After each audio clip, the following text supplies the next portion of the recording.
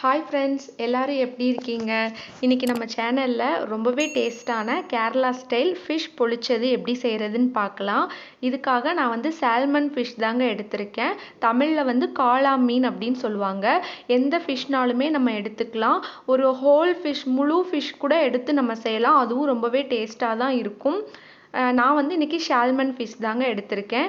இப்போது ஃபிஷ் பொழிச்சது எப்படி செய்கிறதுன்னு பார்க்கலாம். ஃபஸ்ட்டு ஃபிஷ்ஷுக்கு நம்ம ஒரு மசாலா தடவி அதை வறுத்து எடுத்துக்க போகிறோங்க. அதுக்காக கொஞ்சமாக மஞ்சள் தூள்,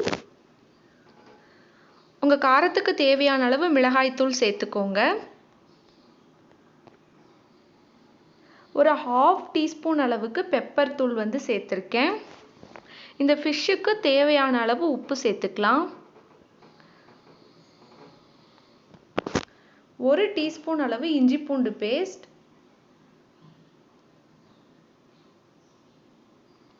கொஞ்சமாக லெமன் ஜூஸும் எடுத்திருக்கேன். இப்போ இது எல்லாத்தையுமே நம்ம நல்லா கலந்துக்கலாம். நம்ம தண்ணி எதுவுமே ஊற்ற தேவையில்லைங்க. இந்த லெமன் ஜூஸ், இஞ்சி பூண்டு பேஸ்ட்டோட அந்த ஈரப்பதம் எல்லாமே நமக்கு கரெக்டாக இருக்கும். ஒருவேளை ரொம்ப ட்ரையாக இருக்க மாதிரி இருந்ததுன்னா லேசாக தெளிச்சுக்கோங்க. எனக்கு தண்ணி எதுவும் தேவைப்படலை. எனக்கு இந்த லெமனோட ஜூஸே போதுமானதாக இருந்தது. நம்ம ரொம்ப தண்ணி ஊற்றிட்டோம் அப்படின்னா இந்த மசால் எதுவுமே மீனில் ஒட்டாமல் போயிடும். பார்த்து சேர்த்துக்கோங்க. இந்த அளவுக்கு நல்லா மசால் ட்ரையாக இருக்கணும். ரொம்பவும் ட்ரையாக இருக்கக்கூடாது, கரெக்டான கன்சிஸ்டன்சியில் இருக்குது. இப்போது இது எல்லாத்துலேயும் நம்ம ஃபிஷ்ஷில் தடவி எடுத்துக்கலாம். ஃபிஷ்ஷோட தோல் பகுதி எல்லாத்துலேயுமே நல்லா தடவிக்கோங்க. இதை 1/2 ஹவர்லேருந்து 1 ஹவர் வரைக்கும் நம்ம மேரினேட் பண்ணிடலாம். நம்ம ஃப்ரிட்ஜ்லேயும் வச்சுக்கலாம், இல்லை வெளியவும் வச்சுக்கலாம். முடிஞ்ச அளவு 1 ஹவர் வரைக்கும் நம்ம நல்லா ஊற வச்சு எடுத்துக்கலாம். இப்போ ஒரு கடாய் வச்சுட்டு கொஞ்சமாக தேங்காய் எண்ணெய் சேர்த்துக்கிறேன். தேங்காய் எண்ணெய் சேர்த்து செஞ்சோன்னா தான் டேஸ்ட் ரொம்ப நல்லாயிருக்கும். இது கேரளா ஸ்டைல்னால நம்ம தேங்காய் எண்ணெய் ஊற்றி செய்கிறோம். இதுக்கு எண்ணெய் ரொம்ப தேவைப்படாதுங்க. நம்ம ஷாலோ ஃப்ரை தான் பண்ணுறோம். இப்போ ஃபிஷ் எல்லாத்தையுமே நம்ம எண்ணெயில் சேர்த்துக்கலாம். ரொம்ப நேரம் நம்ம நல்லா ஃபிஷ் ஃப்ரைலாம் பண்ணுற மாதிரி பொரிச்சு எடுக்கணும்னு தேவையில்லை. 2 பக்கமும் திருப்பி போட்டு ஒரு 3 நிமிஷம் மாதிரி வேக வச்சு எடுத்துக்கோங்க. நம்ம இதை வாழை இலையில் பேக் பண்ணி அதுலேயும் நம்ம வேக வச்சு தான் எடுக்க போகிறோம். அதனால நீங்கள் ரொம்பலாம் பொரிக்கணும்னு தேவையில்லை. இப்போது ஒரு 3 நிமிஷம் மாதிரி ஆகியிருக்கு. நான் எல்லா ஃபிஷ்ஷையும் இன்னொரு பக்கம் திருப்பி போட்டுக்கிறேன்.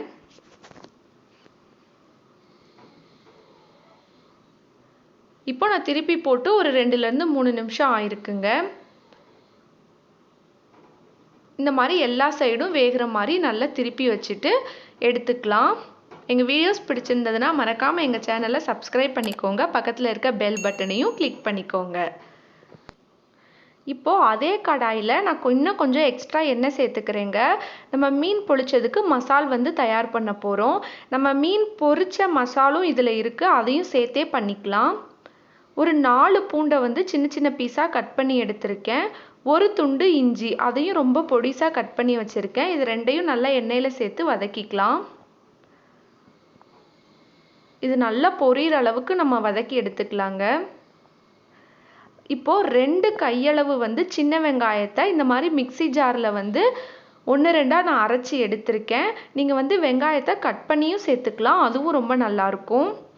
கண்டிப்பாக சின்ன வெங்காயம் எடுத்துக்கோங்க. சின்ன வெங்காயம் தாங்க ரொம்ப டேஸ்ட்டாக இருக்கும். இப்போ வெங்காயம்லாம் ஓரளவு நல்லா வதங்கிடுச்சு. 2 பெரிய தக்காளியை கட் பண்ணி எடுத்திருக்கேன், அதையும் உள்ளே சேர்த்துக்கலாம். நம்ம ஃபிஷ் எந்த அளவுக்கு எடுத்திருக்கோமோ அதுக்கு தகுந்த மாதிரி நீங்கள் தக்காளியும் வெங்காயமும் அதிக அளவில் சேர்த்துக்கலாம். இப்போது இந்த தக்காளி வெங்காயம் வதங்குறதுக்காக இதுக்கு மட்டும் நான் உப்பு சேர்த்துக்கிறேங்க. ஃபிஷ்க்கு ஏற்கனவே நம்ம உப்பெல்லாம் சேர்த்து தான் பொரிச்சு எடுத்திருக்கோம். இதுக்கு மட்டும் தேவையான அளவு உப்பு சேர்த்துக்கலாம். இது ஒரு மூடி போட்டு தக்காளிலாம் நல்லா மசிஞ்சு வர அளவுக்கு நம்ம வேக வச்சு எடுத்துக்கலாம். பாருங்க, இப்போ தக்காளிலாம் நமக்கு நல்லா வதங்கி வந்துடுச்சு.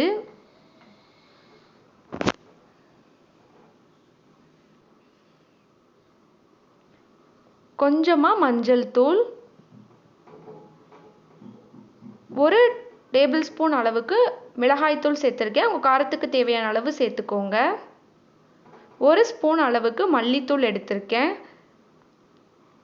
இந்த சமயத்தில் நம்ம அடுப்பை லோ ஃப்ளேமில் வச்சுக்கலாம்.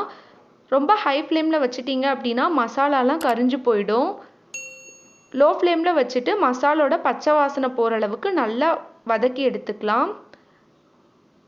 இந்த ஸ்பூனில் 1 ஸ்பூன் அளவுக்கு மட்டும் தண்ணி சேர்த்துக்கிறேன். மசாலாம் வந்து நமக்கு தீஞ்சு போயிடக்கூடாதுல்ல, அதனால் ரொம்ப தண்ணி சேர்த்துறாதீங்க, தண்ணியாக ஆகிடும். இப்போது மசாலோட பச்சை வாசனையெல்லாம் போயிருச்சு. இப்போ அடுப்பை வந்து ஒரு மீடியம் ஃப்ளேமில் வச்சுட்டு வாழை இலையோட பேக் சைடு இருக்கும்ல, அதையெல்லாம் இந்த மாதிரி அடுப்பில் காட்டி நல்லா வாட்டி எடுத்துக்கோங்க. நம்ம ஃபிஷ்ஷெல்லாம் உள்ளே வச்சு மடிக்கும் போது இலை வந்து நமக்கு கிழிஞ்சு போயிடக்கூடாதுல்ல, அதனால நம்ம நல்லா வாட்டி எடுத்துக்கலாம்.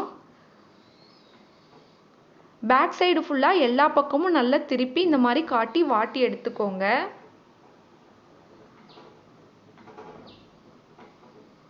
நம்ம சேனலில் ஏற்கனவே கிங் ஃபிஷ் ஃப்ரை எப்படி செய்கிறதுன்னு போட்டிருக்கோம்.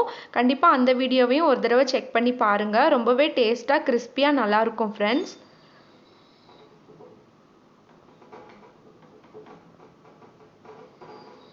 இப்போது இலையை நல்லா வாட்டி எடுத்தாச்சு. இதில் கொஞ்சமாக கொத்தமல்லி சேர்த்துக்கலாம். கருவேப்பிலையும் இருந்தால் சேர்த்துக்கோங்க. கருவேப்பிலை சேர்த்தாலும் அதோட ஃப்ளேவரும் ரொம்ப நல்லாயிருக்கும்.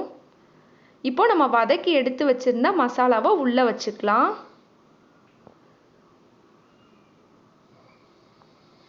ஃபஸ்ட்டு ஒரு லேயர் வந்து நல்லா பரப்பி விட்டுக்கோங்க. அதுக்கு மேலே நம்ம பொரிச்சு எடுத்து வச்சிருந்த ஃபிஷ் எல்லாத்தையும் வச்சுக்கலாம். இந்த மாதிரி ஒன்றொன்னா எடுத்து வச்சுக்கோங்க. ஒரு முழு ஃபிஷ் கூட நம்ம இதில் சேர்த்து செய்யலாம், ரொம்பவே டேஸ்ட் நல்லாயிருக்கும். இப்போ இந்த ஃபிஷ்ஷெல்லாம் வச்சதுக்கு அப்புறமா அதுக்கு மேலேயும் நம்ம வதக்கி வச்சுருந்த மசாலெல்லாம் சேர்த்துக்கலாம். ஃபிஷ் வந்து நமக்கு சுத்தமாக தெரியவே கூடாதுங்க, அந்த மாதிரி நல்லா கவர் பண்ணிக்கோங்க. ஃபிஷ் எதுவும் வெளியே தெரியாத மாதிரி இப்போ நம்ம நல்லா கவர் பண்ணிட்டோம். இப்போ இலையை வந்து மடிச்சுக்கலாம்.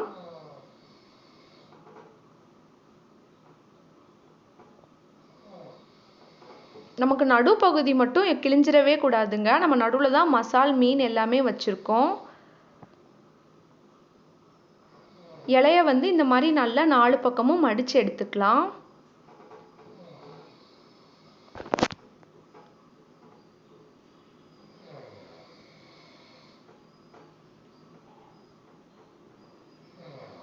இந்த மாதிரி நல்லா பேக் பண்ணி எடுத்துக்கோங்க.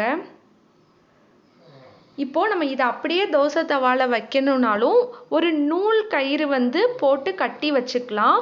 இல்லை அப்படின்னா இந்த மாதிரி ஒரு அலுமினியம் ஃபாயில் ஷீட் வச்சு கூட நீங்கள் கவர் பண்ணிக்கலாம். நம்ம அப்படியே தவாவில் வச்சோம் அப்படின்னா எண்ணெய்லாம் ரொம்ப ரிலீஸ் ஆகி வெளியே வரும். எனக்கு அந்த வாழை இலையோட ஃப்ளேவர் வந்து ஃபுல்லாக வேணுன்றதுக்காக நான் வந்து இதை ஃபாயில் ஷீட் போட்டு கவர் பண்ணி எடுத்துக்கிறேன். நம்ம அப்படியேனாலும் தவாவில் வந்து வைக்கலாம். நீங்கள் ஒரு நூல் கயிறு எடுத்து அந்த வாழை இலையை நல்லா கட்டிட்டு அப்படியே நீங்கள் தவா மேலேயும் வைக்கலாம். இப்போ நான் அலுமினியம் ஃபாயில் ஷீட் வச்சு நல்லா கவர் பண்ணி எடுத்துட்டேன். நீங்கள் தோசை தவா கூட வச்சுக்கலாம். நான் வந்து இந்த மாதிரி ஒரு தவா வச்சு அது மேலே அந்த ஃபாயில் ஷீட் எல்லாமே வச்சுட்டு ஈவனாக எல்லாமே ஒரே மாதிரி வரணுன்றதுக்காக மேலே வந்து ஒரு வெயிட் வந்து வச்சுக்கிறேன்.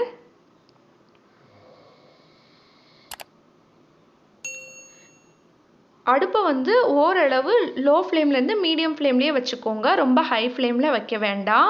இப்போ ஒரு 15 மினிட்ஸ் வந்து ஆகியிருக்கு. நீங்கள் டேரெக்டாக வாழை இலையை வைக்கிறீங்க அப்படின்னா 10 மினிட்ஸே போதுமானது. நான் வாழை இலைக்கு மேலே அலுமினியம் ஃபாயில் ஷீட் வச்சுருக்கனால ஒரு 15 மினிட்ஸ் வச்சு எடுத்திருக்கேன். இதை வந்து நம்ம இன்னொரு சைடு திருப்பி போட்டுக்கலாம். திருப்பி போட்டு அப்பையும் நமக்கு ஒரு 15 மினிட்ஸ் வந்து நான் வைக்க போகிறேன். நீங்கள் டேரெக்டாக வாழையில வச்சிங்கன்னா திருப்பி போட்டு ஒரு 10 மினிட்ஸ் வச்சுக்கிட்டா போதும். இப்போ இதுக்கு மேலேயும் நம்ம ஈவனாக அந்த வெயிட் வச்சுருக்கலாம். வச்சுட்டு இப்போ ஒரு 15 மினிட்ஸ் ஆகியிருக்கு. இதை வந்து நான் எடுத்துக்கிறேன்.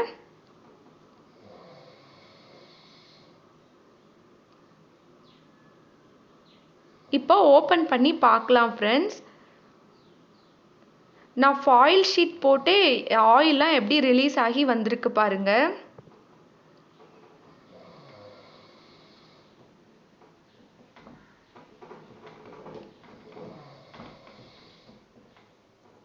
இதை ஓப்பன் பண்ணும்போதே அந்த வாழை இலையோட ஸ்மெல் வந்து ரொம்பவே சூப்பராக வருது ஃப்ரெண்ட்ஸ். கண்டிப்பாக நீங்களும் வீட்டில் ஒரு டைம் ட்ரை பண்ணி பாருங்கள். ரொம்பவே டேஸ்ட்டாக இருக்கும். குழந்தைங்களும் ரொம்ப விரும்பி சாப்பிடுவாங்க.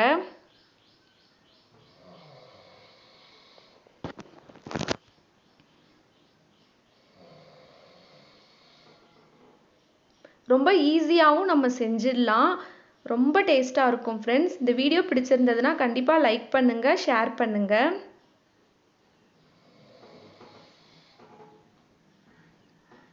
பார்த்தீங்களா எவ்வளோ சூப்பராக வந்திருக்குன்னு.